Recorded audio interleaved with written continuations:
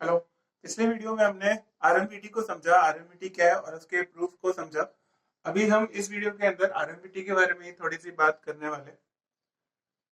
आरएमपीटी के जो क्वेश्चंस हैं, स्पेशली जेई एडवांस के अंदर जो क्वेश्चंस रहते हैं, आईआईटी जेई के अंदर जो पास्ट में आ चुके हैं और जो अभी आ सकते हैं आपके, उन सब में रोल्स थ्योरम लगाना इतना आसान नहीं रहेगा।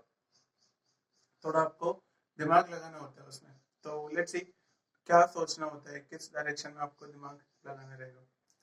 जब भी कोई क्वेश्चन आप रूल्स थ्योरम से करना चाहते हो तो आपको एक फंक्शन का सोचना होगा जिसपे रोल्स थ्योरम आपको लगाना चाहिए। एंड सबसे पहले उस फंक्शन को एक नोटेशन जरूर देता हो, तो वो नोटेशन हम लोग फाई ऑफ एक्स यूज करेंगे। तो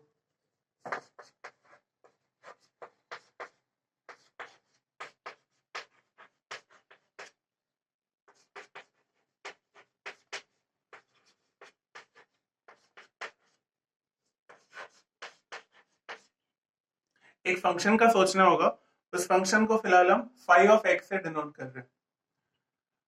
अब ये फंक्शन आपको क्रैक करना होगा। इसे क्रैक करना इतना आसान नहीं होगा, ऐसा नहीं आप देखते ही कुछ बोल दो। कई बार हो सकता है आप कुछ सोचो और एकदम सही हो, कई बार हो सकता है आप सोचो बाद में आपको रियलाइज हो नहीं, थोड़ी सी इसमें कुछ कमी रह गई है, इसमें हल्का सा मैं ये चीज करूंगा तो सब सही फिट बैठ जाएगा। तो ऐसे एक दो ट्रायल आपको लग सकते हैं एक फाइनल फंक्शन को फ्रीज करने में। The moment you will freeze the function की यही है वो, तो उसके बाद तो क्वेश्चन नेचुरली सॉल्व होना है, with in few second solve होना है।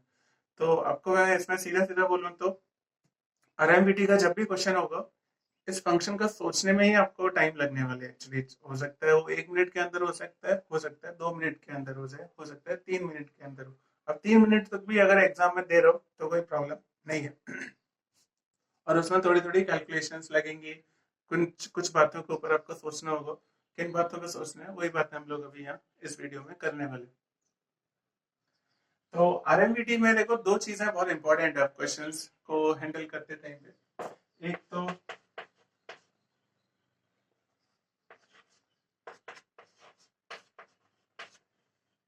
अगर आप एक इंटरवल ए टू बी में रोल्स थ्योरम लगा रहे हो फाइव एक्स पे, तो five of a equal to five of b. एक तो ये चीज इंपॉर्टेंट है। दूसरा five dash c equal to zero. तो अगर कोई रोल्स थ्योरम पे क्वेश्चन दे रहा है और वो रोल्स थ्योरम मान लो फाइव एक्स पे लग रही है, तो इतना पक्का है उस क्वेश्चन के अंदर ये दो चीजें पक्का से आपके सामने रहेंगी। लेकिन देखो लोग आपको क्वेश्चन दे रहे हैं तो आपके सामने एकदम सीधी सीधी चीजें नहीं देंगे। लोग चीजों को थोड़ा घुमा फिरा के देंगे, ट्विस्ट कर देंगे, आप पहचान ही ना पाओ ऐसा दे देंगे बेसिकली। तो आपको बस अब इतना तो समझना है लोग इन चीजों को कैसे कैसे घुमा फिरा के दे सकते हैं। देखो इसमें दो तीन वेराइटीज है। पहली वेराइटी, एक तो ऐसा है कि इस चीज को ऐसे ही दे दे, इसे नहीं छेड़ेंगे, इस चीज को चेंज कर सकते हैं। तो इस चीज को ऐसे चेंज कर सकते हैं कोई।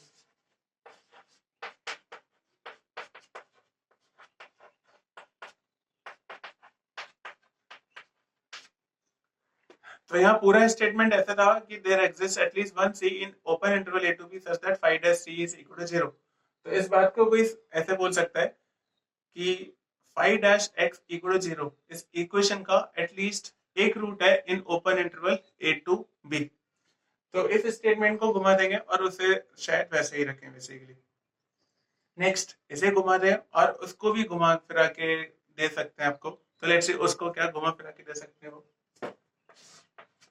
तो इसको ट्विस्ट करने का देखो एक तरीका ये भी है। अगर फाइव एक्स के ए बी पे आउटपुट बराबर है तो मान लो ए पे आउटपुट है के, तो बी पे भी के होगा।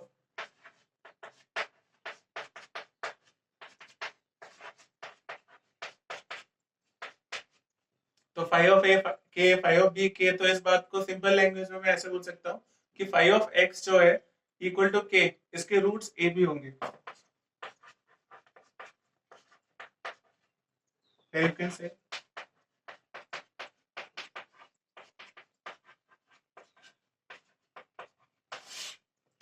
तो five of a equal to five of b को लोग ऐसे भी दे सकते हैं कि फाइव एक्स माइनस के सम नंबर, फाइव एक्स माइनस के इक्वल टू जीरो के रूट्स ए भी है।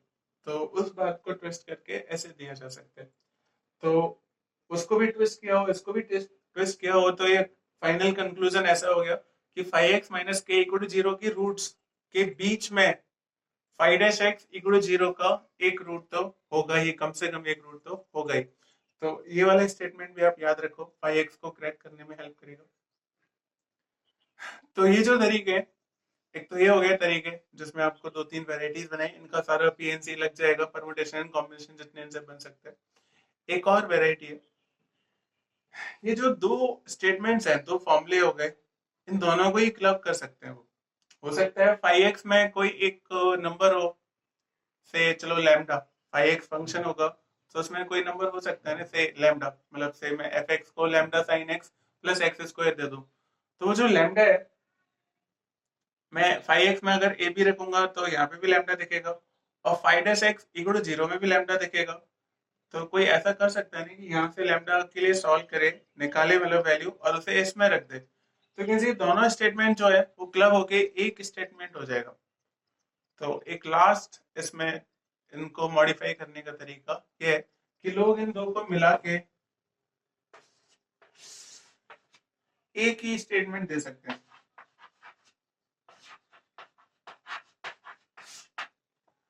जो कि कैसे मिलाएंगे, उसमें 5x में कुछ तो एक से पैरामीटर या अननोन रहेगा लैम्डा, वो एक जगह से निकालेंगे, दूसरी जगह रख देंगे, तो दोनों बातें क्लब हो जाएंगी उसमें।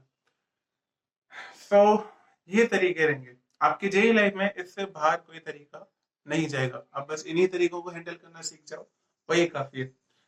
सो दैट्स इट, इनके ऊपर आपको सोचना होगा। अब मैं एक दो एग्जांपल आपको बता रहा हूँ। अच्छा, ये जो बात है, ये तो LMVT CMVT TMVT में कवर होगी, तो इसका एग्जांपल तो मैं अपनी तरफ से नहीं दे रहा, वो LMVT CMVT TMVT में कवर हो जाएगा। बाकी इन बातों का एक एक एग्जांपल आपको भी दे रहा हूँ, बाकी हम प्रैक्टिस क्वेश्चंस में इसमें और क्वेश्चंस करेंगे। तो यहाँ RMVT को लेके कैसे सोचना है उसमें कुछ क्लैरिटी आपको फिलहाल आ जानी चाहिए, बाकी प्रैक्टिस क्वेश्चन के बाद और भी अच्छे से क्लियर हो जाना चाहिए।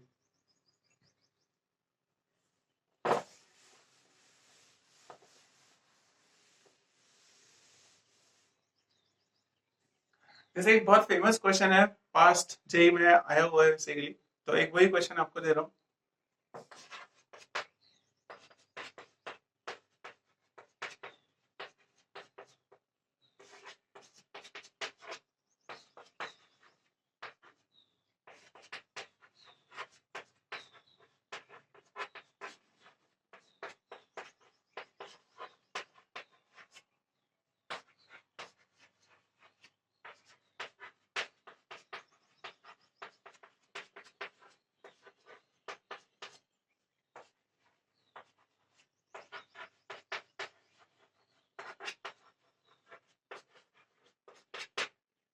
तो इस वीडियो के अंदर लास्ट हम ये क्वेश्चन डिस्कस कर रहे हैं। क्वेश्चन कुछ ऐसा है कि अगर ABC कोई नंबर्स हो satisfying this relation 2a plus 3b plus 6c equal to 0, तो you have to find the shortest interval. Shortest मतलब सबसे छोटा इंटरवल जहां पर कुछ आगे की बातें हो रही है। You have to find the shortest interval where this quadratic equation is having at least one root. तो आप इस क्वेश्चन को अगर ध्यान से देखो तो आप समझ सकते हो। अभी तो मैं देखो RMPT बोल पढ़ा रहा हूँ आपको, फिर ये क्वेश्चन कर रहे हैं हम, तो आपका दिमाग नेचुरली इसमें RMPT की तरफ चैनलाइज हो जाएगा।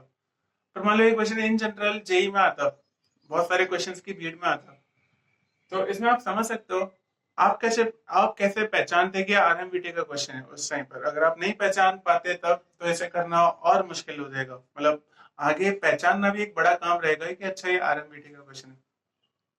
तो RMPT में जो बातें आपको बोली है उन्हें ढंग से समझ के रखो।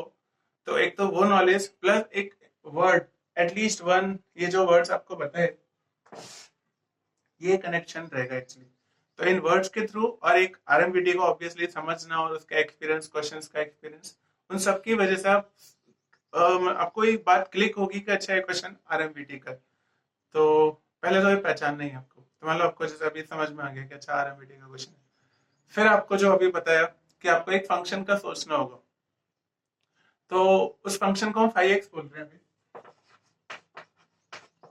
वो फंक्शन जो भी होगा उस पर जब मैं RMPT लगाऊंगा किसी इंटरवल के अंदर, एक्चुअली अभी वो इंटरवल ही पूछा है आपसे, तो इंटरवल तो आपको पता नहीं है, तो चलो मान लो K1 K2 कोई इंटरवल है, तो एक तो ये बात होगी 5 of K1 equal to five of K2। दूसरा five dash C equal to 0 होगा, जो अभी आपको पता है। ऐसे लोग ट्विस्ट करके ऐसे दे सकते हैं कि five dash x equal to 0 का एटलीस्ट एक रूट होगा K1 टू K2 के अंदर। तो कैन सी ये वाला स्टेटमेंट तो यहाँ पे इस क्वेश्चन में पूरा मैच कर रहा है। तो आपको यहाँ समझ में आना चाहिए कि अच्छा ये जो इक्वेशन है वो इस इक्वेशन के इक्विवेलेंट है। प्लीज नोट इक्विवेलेंट, इक्वल अभी इजी है, अभी एक्चुअली एग्जैक्टली इक्वल है, पर अदरवाइज इक्विवेलेंट। तो इक्वेशन कब इक्विवेलेंट होते हैं आप समझते हो, कोफिशिएंट जब प्रोपोर्शन में हो। तो अभी कोफिशिएंट एक्चुअली बराबर ही है, तो अभी इजी वाला केस है इसलिए बोल रहा हूँ। तो यहाँ बोल सकता हूँ कि फाइव एक्स शायद ये हो, इसलिए आपको तब मैंने बोला था कि कोई जरूरी नहीं एक बार में आप क्रैक कर दो, आपको पहले कुछ समझ में आएगा, फिर आगे थोड़ा कुछ कमी दिखेंगी तो फ्रीज कर दोगे। तो फिलहाल चलो हम ये सोच रहे हैं कि शायद फाइव डैश एक्स ये हो। तो फाइव डैश एक्स अगर ये है तो फाइव एक्स क्या होगा, ये डेरिवेटिव के एप्लीकेशन से आप बता सकते हो कि फाइव एक्स तो फिर ये होना चाहिए।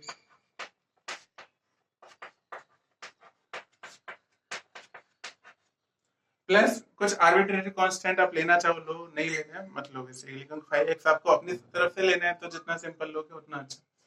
तो फाइव एक्स अगर ये होगा तो five of K1 equal to five of K2 ये चीज दिखनी चाहिए। अब you can see five x आप ये ले रहे हो, ये कंडीशंस में थोड़ा एबीसी आते रहे, पर यहाँ A/3 B/3 है, B/2 है। तो इसको थोड़ा इसके जैसा बनाने के लिए मैं इसे 6 से डिवाइड कर रहा हूँ। I will get A/3 plus B/2 plus C equal to 0। अब आप देख सकते हो कि अगर ये फाइव ऑफ एक्स है तो ये चीज फाइव ऑफ 1 है और वो चीज फाइव ऑफ 0 है। तो यू कैन सी इस स्टेटमेंट और इस स्टेटमेंट की हेल्प से आपको फाइव एक्स कुछ तो लगा, फिर इस और इससे आपको लगा कि अच्छा वहां पे फाइव सच में यही होगा और K1 K2 0 एंड 1 होंगे। तो आपको फाइव एक्स अब दिखना ही चाहिए कि इस पे तो सारी बातें फिट ही बैठ गई हैं। हेंस आप इसी फंक्शन को ट्राई करो और interval low 0 to 1।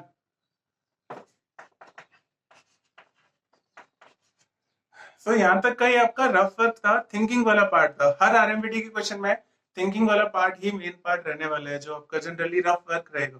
The moment you will freeze everything, मतलब the moment you will realise कि अच्छा ये फंक्शन ही था, फिर तो कुछ है नहीं, उसे बाद में लिखना तो आरएमपीटी को लिखने वाली बात आ जाती है, जो कि कुछ सेकंड का काम रहेगा।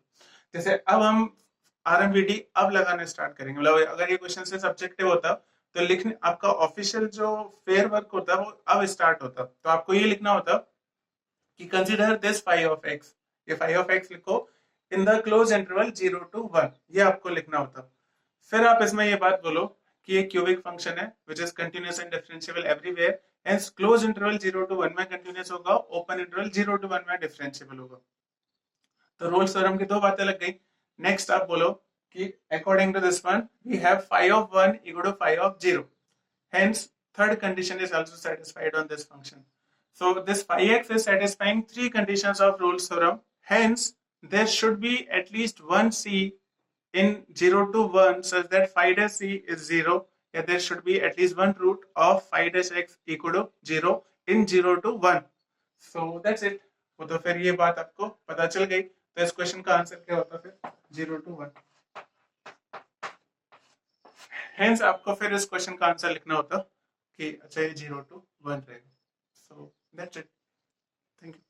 बाकी इसमें और क्वेश्चन आपको मैं आगे प्रैक्टिस क्वेश्चंस में करा दूंगा।